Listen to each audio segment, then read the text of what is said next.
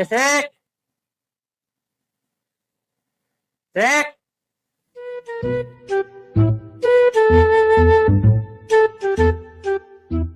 એ મોટા ભાઈ હા બોલો ને. ઓલું ફટાકડા વાળું બેનર આપ્યું ઈ તો આપો આ રહ્યું હાલો લઈ જાઓ.